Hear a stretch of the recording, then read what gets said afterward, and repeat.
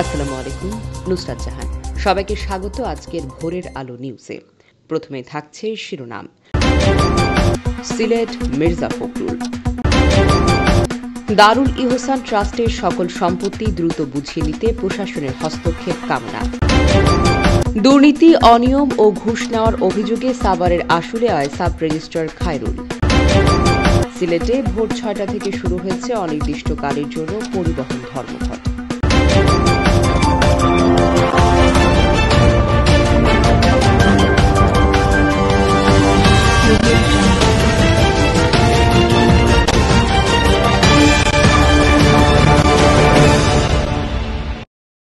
বিএনপির মহাসচিব মির্জা ফখরুল ইসলাম আলমগীর বলেছেন, আগামী ফেব্রুয়ারিতে নির্বাচনের মাধ্যমে দেশ রাইট ট্র্যাকে উঠবে, জনগণের আশা আকাঙ্ক্ষার প্রতিফলন ঘটবে। আজ সকালে সিলেটের হযরত শাহজালাল রহমাতুল্লাহ মাজার জিয়ারত শেষে সাংবাদিকদের প্রশ্নের জবাবে বিএনপির মহাসচিব এই কথা বলেন।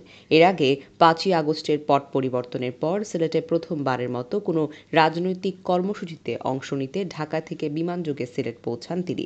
মাজার জিয়ারত শেষে তিনি আরও বলেন, দীর্ঘ ১৫ বছর ফ্যাসিবাদের বিরুদ্ধে লড়াই সংগ্রাম করেছি। আমাদের ৬০ লক্ষ নেতাকর্মীর বিরুদ্ধে মিথ্যা মামলা হয়েছে, কয়েক হাজার নেতাকর্মী হত্যা করা হয়েছে আর ১৭০০ মানুষকে গুম করা হয়েছে। পরবর্তীতে ২৪শে জুলাই আগস্টে ছাত্র জনতার অভ্যুত্থানের মধ্য দিয়ে হাসিনার পতন হয়। মির্জা ফখরুল জুলাই আগস্ট সহ গত ১৫ বছরে যারা হতাহত হয়েছে তাদের প্রতি শ্রদ্ধা জানান। এক প্রশ্নের জবাবে তিনি বলেন, বিগত সময়ে বাংলাদেশের মানুষ নিজেদের গণতান্ত্রিক অধিকার ফিরে পাওয়ার জন্য যেই লড়াই করেছে, আমরা সবাই আশাবাদী নির্বাচনের মধ্য দিয়ে দেশ রাইট ট্র্যাকে ফিরবে। আমরা আশা করি যে বাংলাদেশের মানুষ যে জন্য লড়াই করেছে তাদের গণতান্ত্রিক অধিকার ফিরে পাওয়ার জন্য ইতিমধ্যে লন্ডনে দারুল ইহসান ট্রাস্টের সকল সম্পত্তি দ্রুত বুঝিয়ে দিতে প্রশাসনের হস্তক্ষেপ কামনা করে সংবাদ সম্মেলন করেছেন নিজেদের বৈধ দাবি করা ট্রাস্টি বোর্ডের সদস্যরা। দুপুরে আশুলিয়া শ্রীপুর এলাকায় অবস্থিত দারুল ইহসান ট্রাস্টের মাদ্রাসায় প্রধান ফটকের সামনে এই সংবাদ সম্মেলন অনুষ্ঠিত হয়। সংবাদ সম্মেলনে দারুল ইহসান বিশ্ববিদ্যালয় রেজিস্ট্রার ও ট্রাস্টের সাধারণ সম্পাদক ওসমান গনি জানান, আদালত কর্তৃক রায়ে তারা বৈধ ট্রাস্টি কমিটি এখন পর্যন্ত তাদের সদস্য ২১ জন। দীর্ঘদিন ধরে এই ট্রাস্টি অবৈধ দখলদারদের হাতে জীবী। দীর্ঘদিন আদালতে এই সংক্রান্ত মামলা থাকলেও বিগত সরকারের আমলে তারা সুবিচার পাননি। বর্তমানে আদালতের রায় তারা বৈধ কমিটি হিসেবে স্বীকৃতি পেয়েছেন বলে দাবি করেন তারা। এ সময় আওয়ামীপন্থী জাহাঙ্গীর কবির নানকের অনুসারীদের অবৈধ দখল থেকে এই ট্রাস্ট ও বিশ্ববিদ্যালয় ক্যাম্পাস দ্রুত দখলমুক্ত করে বৈধ কমিটির কাছে হস্তান্তরের জন্য প্রশাসনের সহযোগিতা কামনা করেন উপস্থিত সদস্যরা। স্বৈরাচারী সরকারের দোসররা এখানে আছে, আমাদের ঢুকতে দেয় না, এই জন্য ঢুকতে পারি না। এখন তারাই আছেন, তাদের ছাত্র, তাদের শিষ্য, তারা এখন বহাল বলবৎ আছে।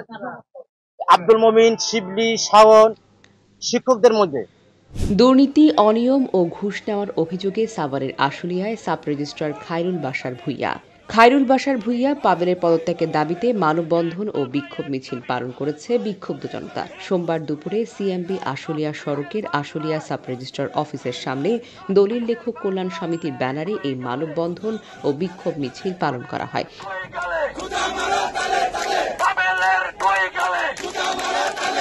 এ সময় আশুলিয়ার বিভিন্ন এলাকায় শত শত মানুষ ব্যানার ফেস্টুন নিয়ে দাঁড়িয়ে এই মানববন্ধন কর্মসূচিতে যোগদান করেছেন।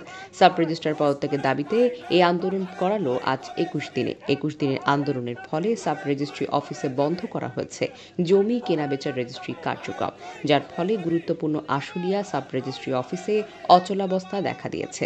জমি ক্রেতা ও বিক্রেতারা পড়েছে চরম দুর্ভোগে।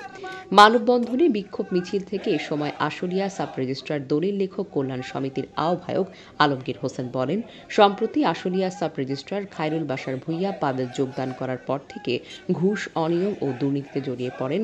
টাকা ছাড়া তিনি কোনো জমি কেনাবেচা দলিলে স্বাক্ষর করেন না। তাই ঘুষখোর সাব রেজিস্ট্রার খায়রুল বাশার ভূঁইয়া পাবেলের পদত্যাগের দাবিতে তারা ১৭ জুন থেকে পদত্যাগের দাবিতে বিক্ষোভ মিছিল ও কর্মবিরতি শুরু করেন। এতে করে দলিল লেখক কল্যাণ সমিতির আন্দোলনের কারণে সাব রেজিস্ট্রি অফিসে অচলাবস্থা বিরাজ করছে, যার ফলে দলিল না হওয়ায় সরকারের কোটি কোটি টাকার রাজস্ব থেকে বঞ্চিত হচ্ছেন। এমন অবস্থায় তিনি পদত্যাগ না করলে রাস্তা অবরোধ সহ কঠোর আন্দোলনের হুঁশিয়ারি দেন তিনি। এদিকে এসব অভিযোগ অস্বীকার করে আশুলিয়া সাব রেজিস্ট্রার খায়রুল বাশার ভূঁইয়া পাবেল বলেন, আমি কারো কথায় পদত্যাগ করব না। আশুলিয়া সাব রেজিস্ট্রার দলিল লেখক কল্যাণ সমিতির আহ্বায়ক আলমগীর হোসেন।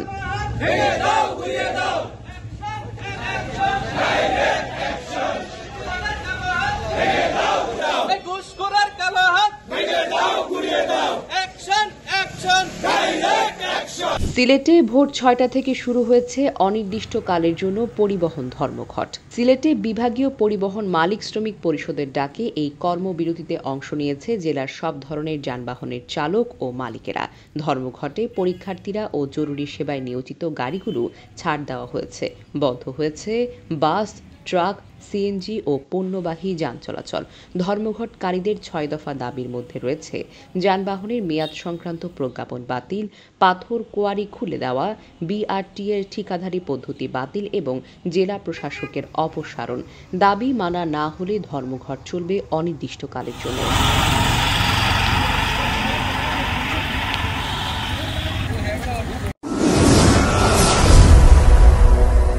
লাইক ও সাবস্ক্রাইব করে ভোরের আলো নিউজের সাথেই থাকুন।